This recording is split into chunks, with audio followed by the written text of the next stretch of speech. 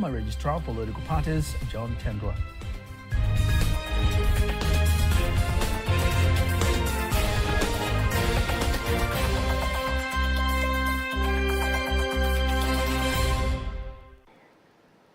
Good evening. My name is Nasa Kingu. Thank you very much for joining us. Just a reminder, you can also follow us live via our YouTube channel, TBC Online, and also get all the latest news through our Instagram, Facebook, and Twitter pages at TBC Online. We start here in Dar es Salaam, where the president of CAF, Patrice Motsepe, has expressed confidence in Tanzania's preparations to host African Nations Championship 2024, insisting that he is optimistic that whatever remains to be done will be finished by the end of December 2024.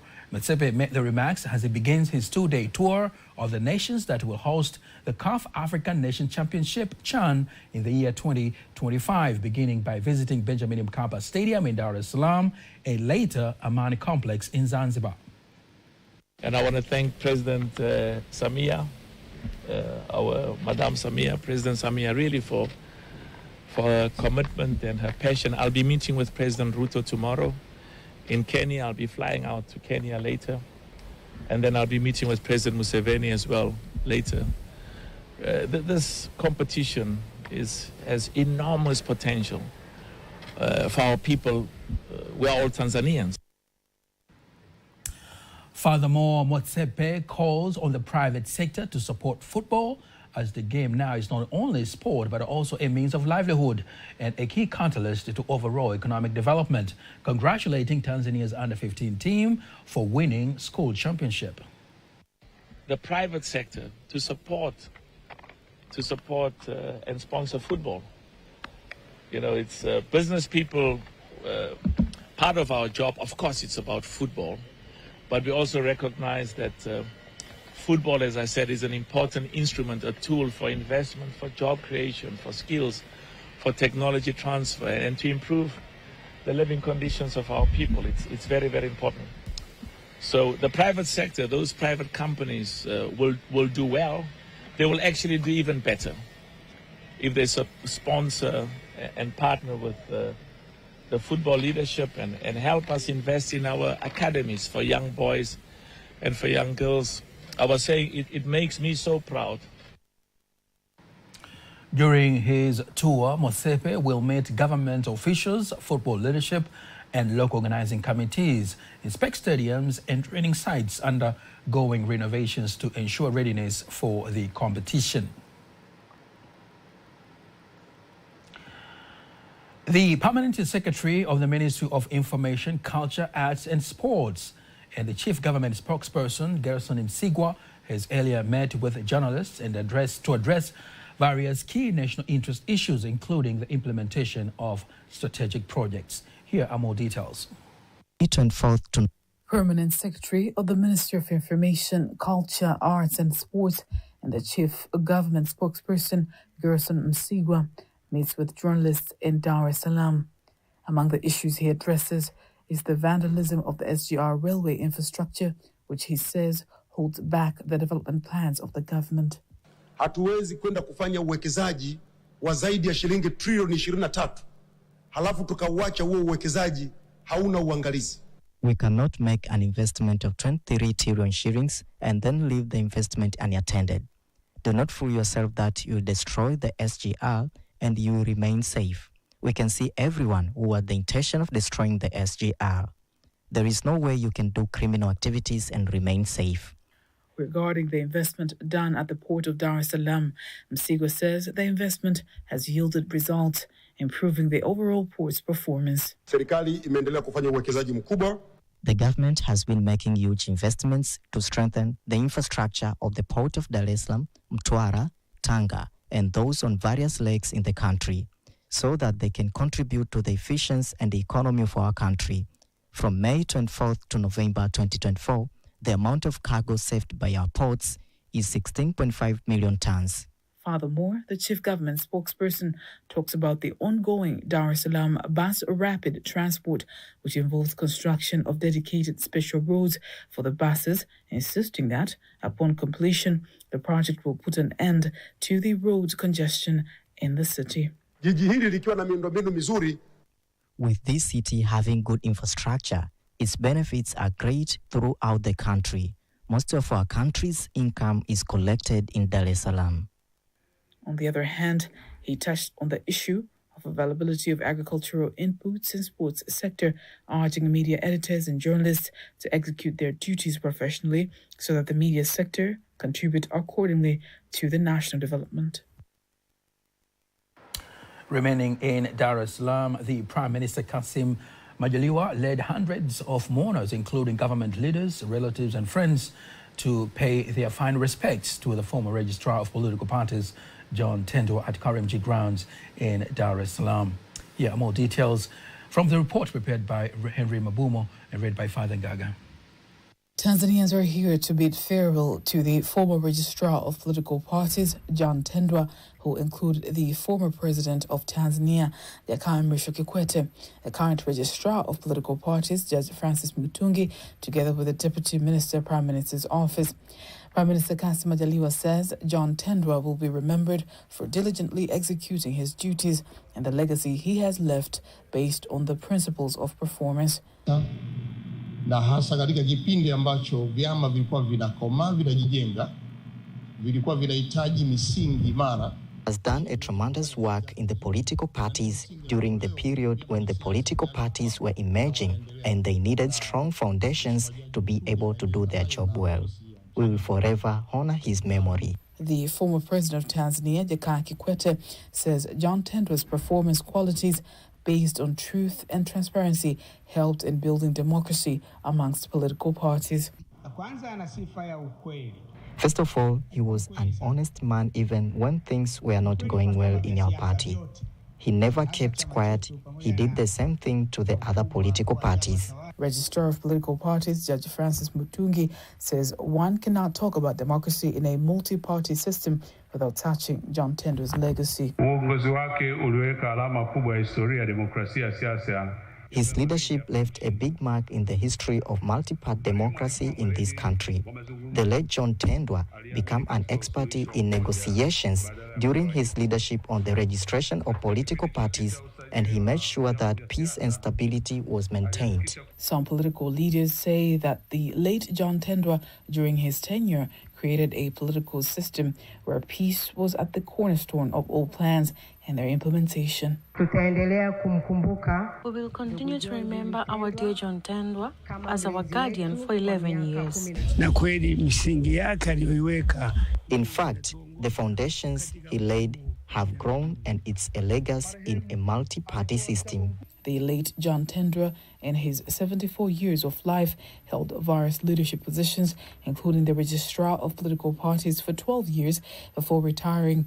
He died on December 17th this year, and his body is expected to be buried tomorrow, December 20th, 2024, at Kondo Cemetery in Dar es Salaam.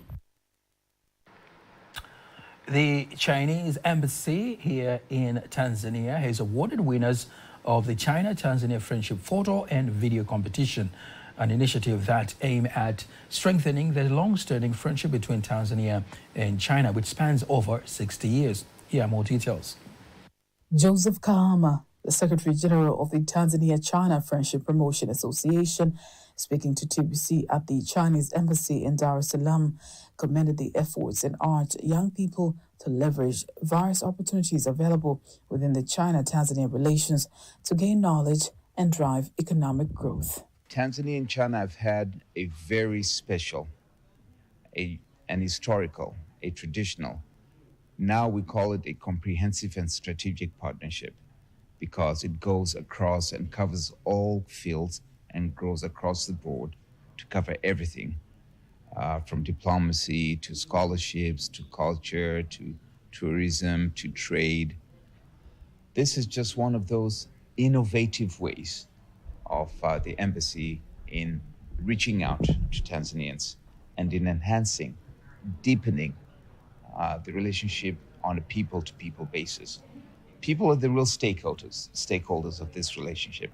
So the embassy, thanks to them, they've seen the importance of people-to-people friendship, something that we work on as the Tanzania-China Friendship Promotion Association. Today we organized an event That is the awarding ceremony for the winners of the photo and video competition.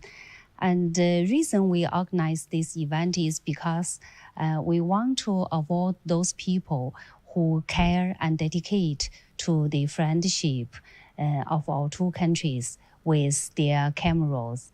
And as everyone knows, the friendship between China and Tanzania is long-standing. Furthermore, participants in the event, including the first place winner who received $200 and the second place winner who received $100, expressed their joy and shared the motivation that inspired them to take part in the competition. In Tanzania, I'm so glad to win this award as the first prize of China-Tanzania Friendship Photo and Video Competition. This shows our commitment. This shows our dedication towards strengthening the diplomatic ties of Tanzania with China. The motivation was pretty easy. I am a Chinese student. It's a Chinese competition, so I had to join. From diplomacy, now we move to the transportation sector, where the Deputy Minister for Works, Godfrey Kasekenya, has directed Tanzania National Roads Agency TANROADS in the Shinyanga region to ensure that the construction of the Shinyanga Airport completes by April 2025, so that the airport can be used as intended by the government. Speaking after inspecting the progress of the construction, Kasekenya said that the step will open a new page for the region's economic activities, attracting more trade from other neighboring areas. The airport should be done by April. I urge the engineer and contractor present here to make sure the airport is completed by April in accordance with the contract. On the other hand, the Shinyanga District Commissioner, Julius Mtatiro, vows to cooperate with relevant authorities to ensure the project finishes on time. We shall work together with all other entities in Shinyanga region to supervise the remaining work. Remaining in the transportation sector, e-mobility stakeholders, including electric scooter and motorcycle assembly companies, call on the government to come up with conducive policy to offer tax relief to imported electric scooters assembly equipment to enable more potential investors to invest in the e-mobility sector, which will help the country to reduce foreign currency expenditure on the importation of fuel. They made the call in Dar es Salaam during a workshop that brings together e-mobility stakeholders from the private sector, aiming to collect recommendations on the best way to encourage investment in the sector, which is expected to benefit the country through carbon credit business. The study that was done in 2017 indicated that Tanzania had quite many electric vehicles compared to any East African country. And when we look further, we saw, that came with the absence of a very clear policy on electric mobility. And when we also did study and visited some countries like Rwanda, China, and some colleagues went in Europe, they also recognized, the importance of having first one clear policy that kind of indicates where we want to go. The biggest thing that the companies, those private companies who are dealing with this e-mobility are complaining about is the lack of technical personnel. So if we can adapt and upgrade ourselves to learn about this e-mobility and all other causes in renewable energy, we can come together and uplift this sector. The Tanzania Commission for Science and Technology COSTECH Creative Manager Dr. Gerald Kafuku says for now the process is to collect recommendations ready for policy making, for the process of policy making. That will inform existing policy and procedures in those ministries, agencies like LATRA, TRA, TBS, Ministry of Finance, TPA, which are responsible for importation, so that they include in their procedures how to handle electric vehicles. For now, sometimes they face challenges for registrations, for tax calculations. So if you have these documents, we'll be able to inform them that they can also amend their procedures. We can also give awareness to their officers so that when these startups or companies coming up with this kind of businesses are not facing barriers to trade. The Director of Environment from the Vice President's Office, Kemilembe Mutasa, says deforestation and human activities continue to be the main causes of climate change in Tanzania. He made the remarks during the opening of the African Union Commission, Directorate of Sustainable Environment and Blue Economy meeting with regional economic communities for the year 2025 coordination in Dar es Salaam. Peter Mganga was there and is prepared in the following report.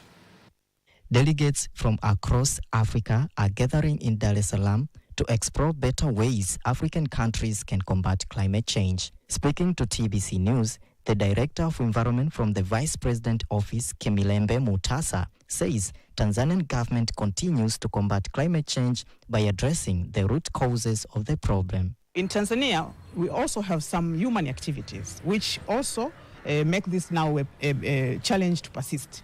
One of it is the matter of deforestation. In our environmental policy, matters related to deforestation has been identified as one of the key challenges.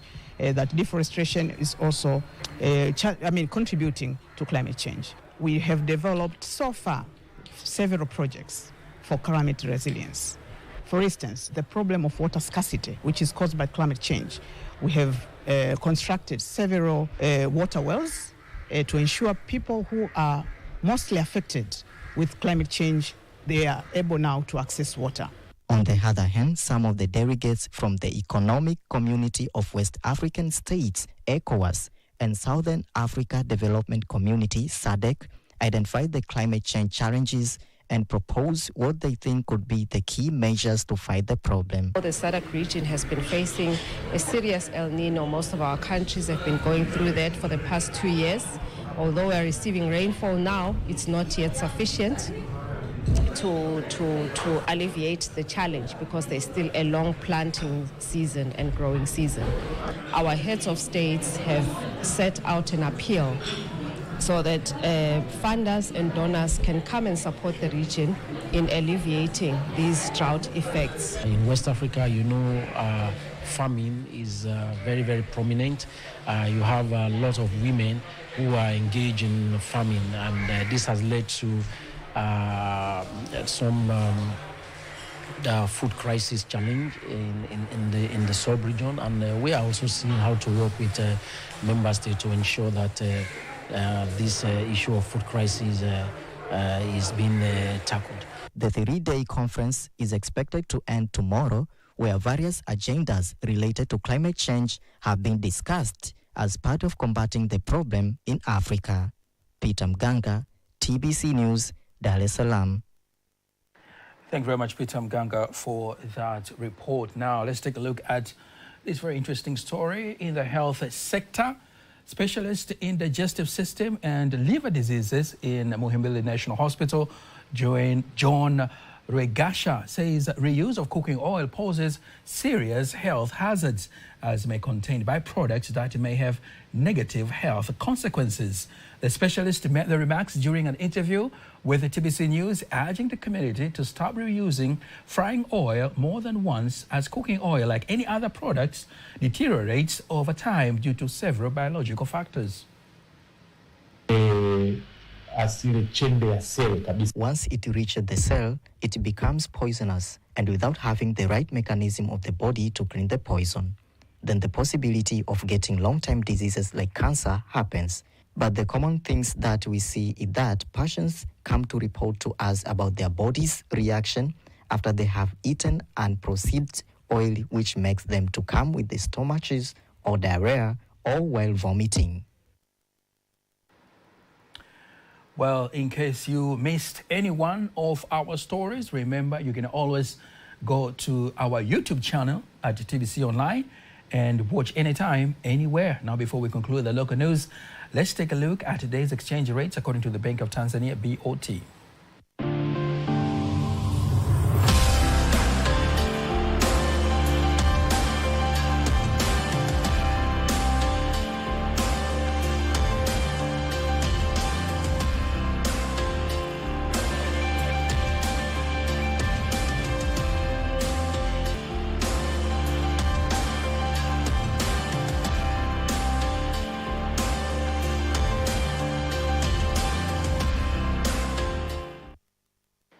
Don't miss TVC News every weekday to know all the latest in exchange rates. Time now for all the latest in international news.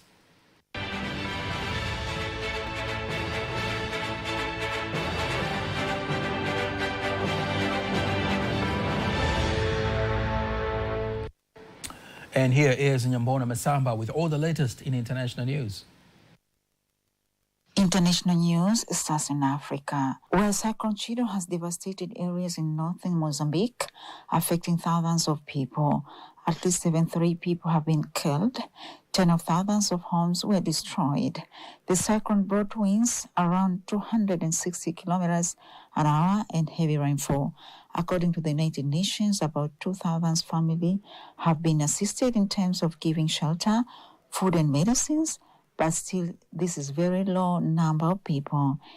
Many people still need help. Convoy are standby in Maputo to be taken to the northern Mozambique at Cap Delgado, and they'll be sending the supplies to 30 communities. To West Africa, at least 30 children are reported to be killed in stampede at Carnival in Nigeria. The incident happened at Ibadan, the capital of Oyo State in the northwest. State officials say thousands of children were attending the event at school. The organizers have been arrested. Police have launched an investigation. From West Africa to the Indian Ocean, President Emmanuel Macron of France is visiting the island of Mayotte after strong winds and flooding brought by Cyclone Chido ravaged the overseas French territory. Officials are warning the death toll could reach 2,000. Emergency crews are searching for survivors. Many areas may be cut off by debris, including the poorest districts of the capital. To East Asia, firefighters in Vietnam have recovered the bodies of 11 people after a cafe in the capital Hanoi were set alight. The blaze broke out shortly before midnight on Wednesday, trifling people inside the three-story building. Police say the victims died of smoke inhalation and none has been arrested in connection with the incident. To the Middle East, the Israel army has carried out a wave of airstrike on what it says a Houthi military target in Yemen. Yemen officials say at least 9 people were killed in the attack. The strike hit the capital Sana'a and the port of the city of Hudaydah, causing major fires. Meanwhile, Yemeni Houthis say they fired 2 ballistic missiles at Tel Aviv. Israel says has intercepted one of them, but the debris damaged one of the schools in Lamagan near Tel Aviv. And Iran says it has begun to repatriate Syrian soldiers who entered Iraq as opposition forces advanced on Damascus. Around 2,000 battalions returned to Syria. Iraq says the soldiers are going back willingly, following coordination with Syria's new authorities. Thanks very much, Nyambona Masamba, for all the latest in international news. Up next is sports news.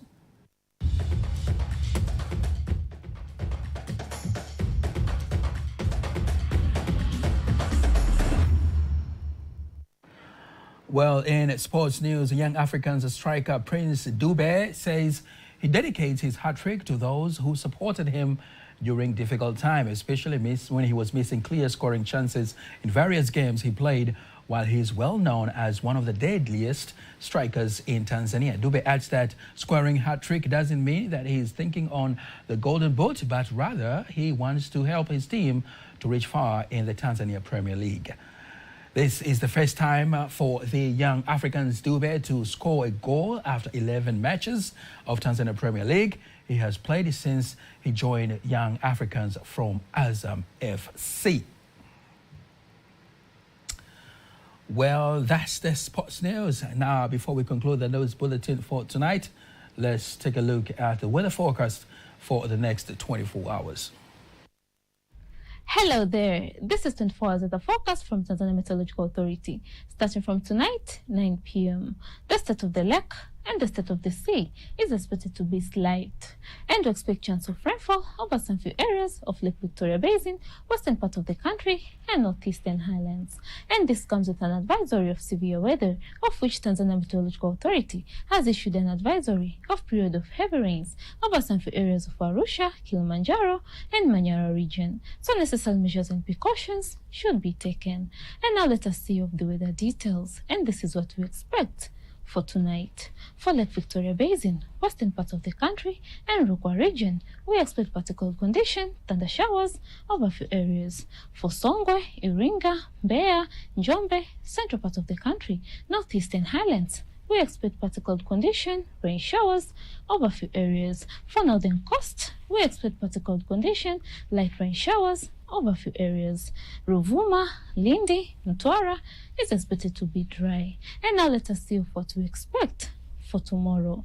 For Lake Victoria Basin, western part of the country, Rukwa region, central part of the country, and northeastern highlands, we expect particular condition, thunder showers over a few areas, and sun periods. For Songwe, Iringa, Mbeya, Njombe, and northern coast, we expect particular condition, rain showers over a few areas, and sun periods. For Luvuma, together with Lindi in Mtwara region, we expect particular condition, light rain showers over a few areas, and sun periods. And now let us take a look of the next 4 days weather forecast. For Dar es Salaam, we expect sun periods and light rain. Dodoma, we expect particular condition and sun periods. From Mbeya region, we expect sun periods and rain showers. For Mwanza, we expect particular condition and thunder showers over a few areas and sun periods. Kilimanjaro, we expect thunder showers and rain showers. Morogoro, we expect sun periods and light rain. Arusha, we expect thunder showers and rain showers. And that's all for today. Make sure to catch up again tomorrow. From Tanzania Meteorological Authority, my name is Mariam Fares. Bye-bye. Thank you very much, TMA, for the weather forecast. And that marks the end of the news bulletin for tonight. Don't miss our next bulletin in Kiswahili at 11 p.m. On behalf of the whole team, I am Nasa Kingu. We all wish you a good night and thank you very much for watching.